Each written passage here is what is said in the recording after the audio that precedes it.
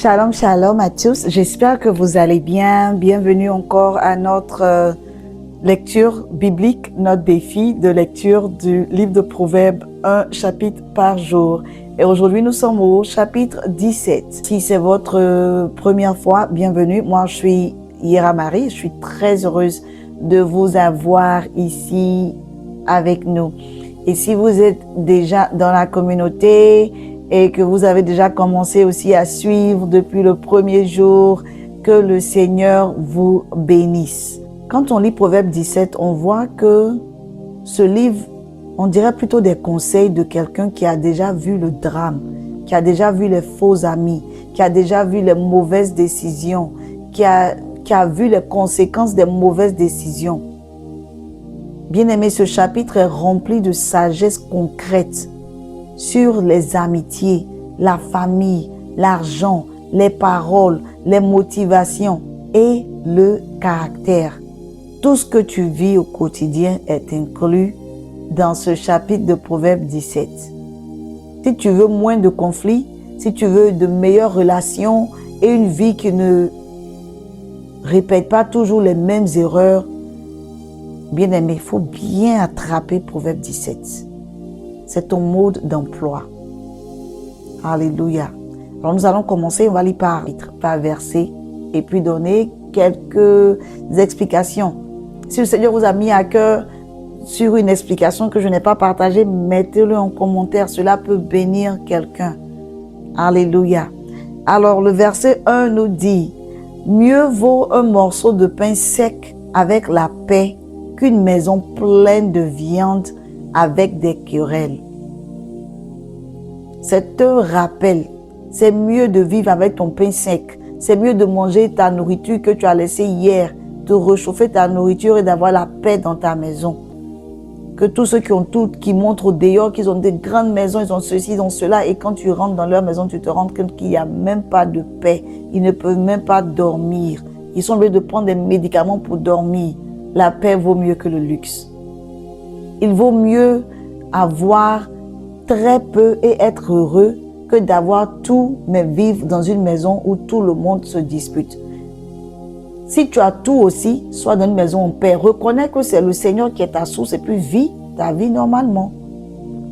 Et si tu n'as pas d'argent, ne sois pas jaloux de tous ceux qui sont riches. Valorise la paix chez toi plus que les objets matériels. Verset 2. Un serviteur prudent domine sur le fils qui fait honte, et il aura part à l'héritage au milieu des frères. Cela veut nous dire que les compétences et le caractère comptent plus que ton nom de famille. Tu peux avoir le nom du premier ministre, le nom du président. À cause de ce nom-là, tu as quelques portes qui sont ouvertes, mais ce n'est pas ton argent.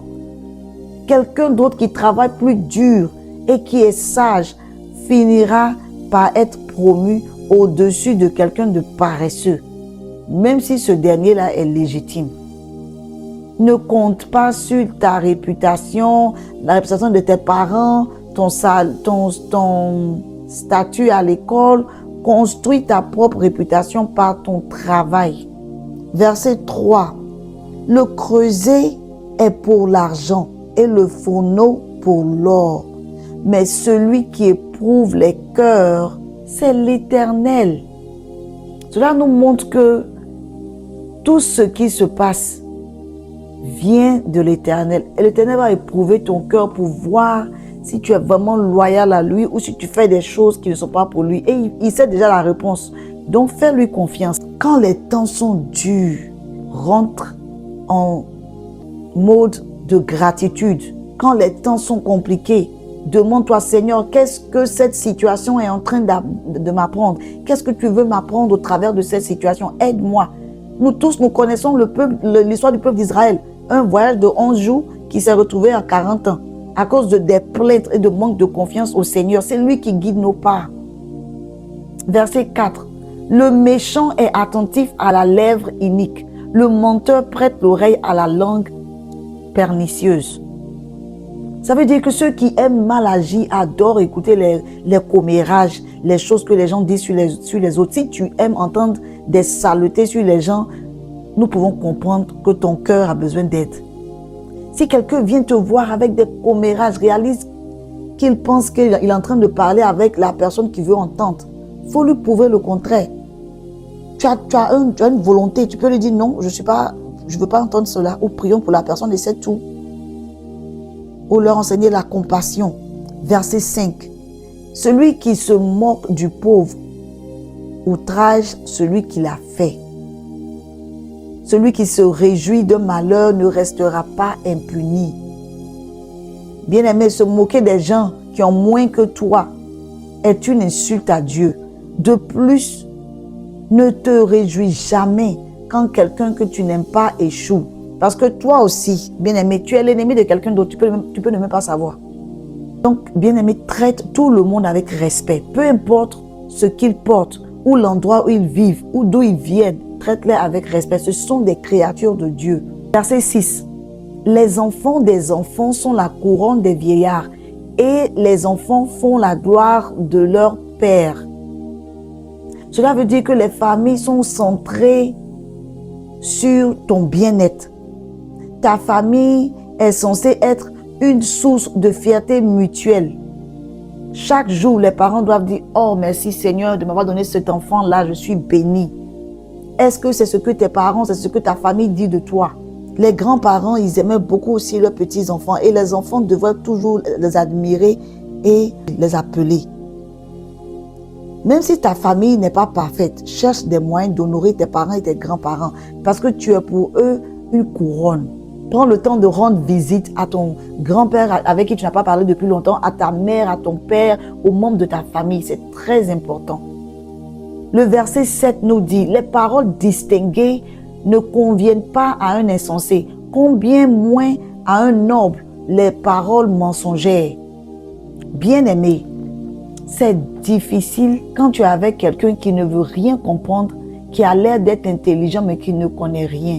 Et c'est encore pire quand c'est un leader. Si tu veux être un leader, tes paroles doivent être honnêtes. Les gens attendent plus de toi. C'est le prix à payer quand tu es leader.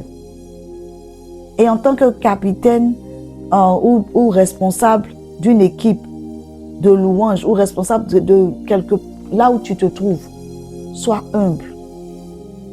Sois cette personne qui dit la vérité avec tendresse, avec amour. Verset 8. Les présents sont une pierre précieuse aux yeux de celui qui les reçoit. De quelque côté qu'il se tourne, il a du succès.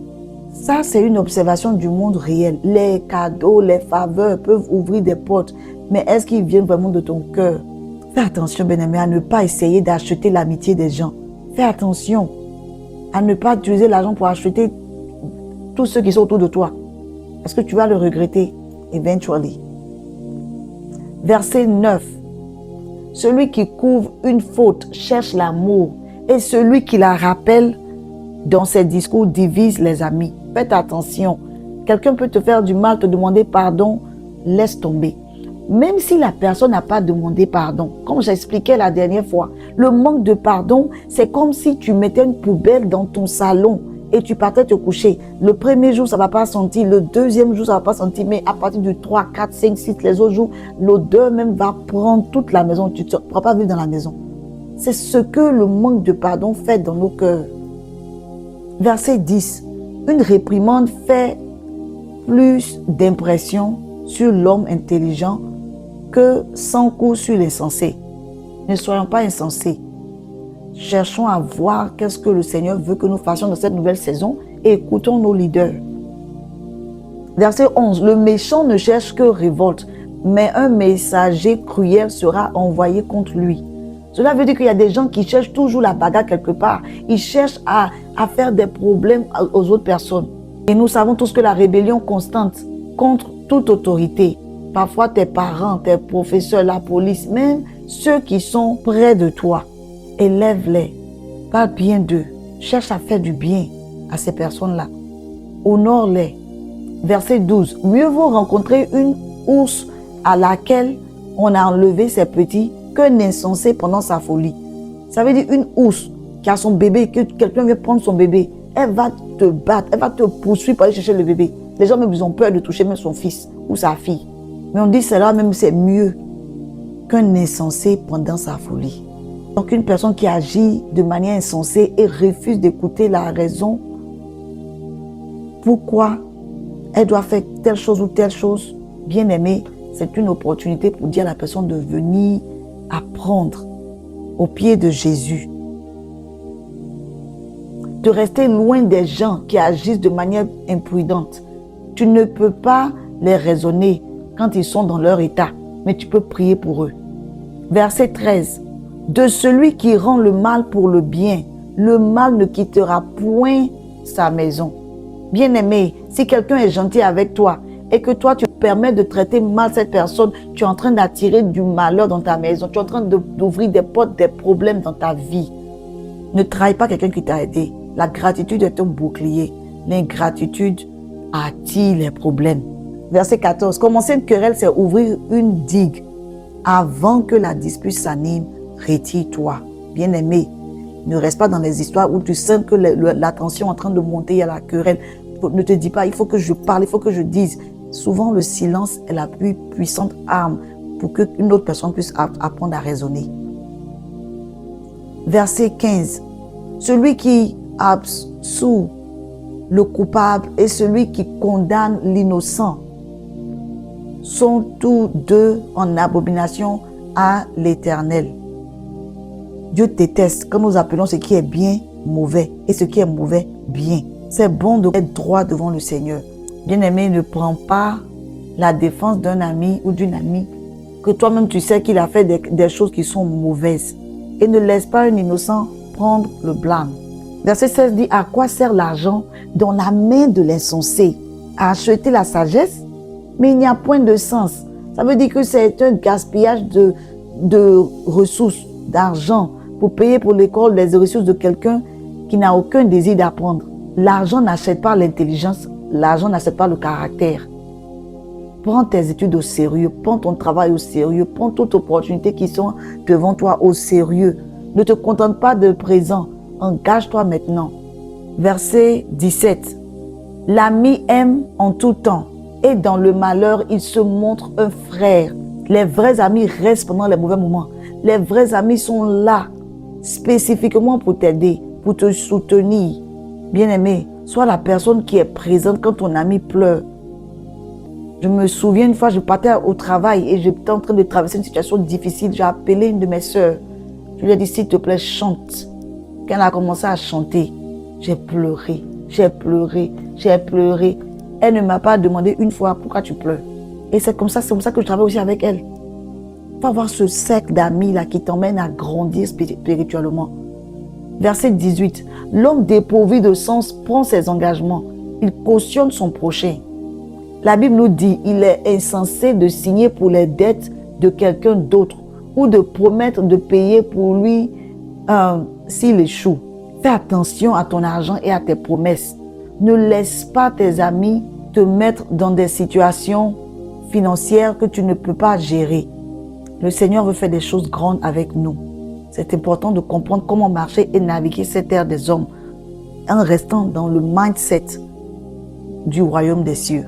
Le verset 19 nous dit, celui qui aime les querelles aime le péché. Celui qui élève sa porte cherche sa ruine. Reste humble, ne fais pas comme si tu étais intouchable, comme si tu connaissais toutes choses.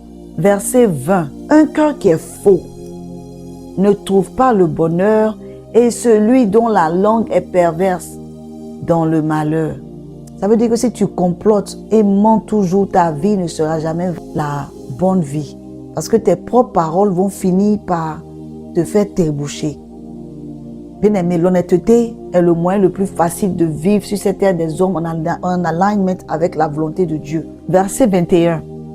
Celui qui donne naissance à un insensé aura du chagrin.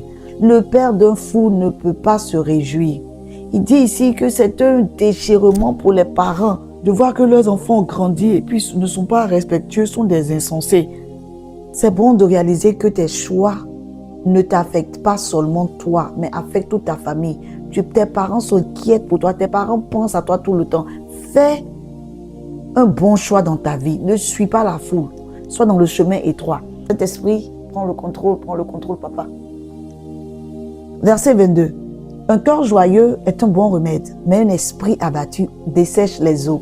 Cela veut dire que tu peux être joyeux, mais quand tu comprends que ton cœur qui est joyeux est un remède, quand tu comprends que devant une situation, ça ne veut rien dire, c'est Dieu qui prend le contrôle, tu restes positif, tu adores ton Dieu, tu l'honores, cela va améliorer ta santé par la grâce de Dieu. Mais quand tu es déprimé, tu es fatigué, tu te plains chaque fois, ça sera compliqué. Verset 23.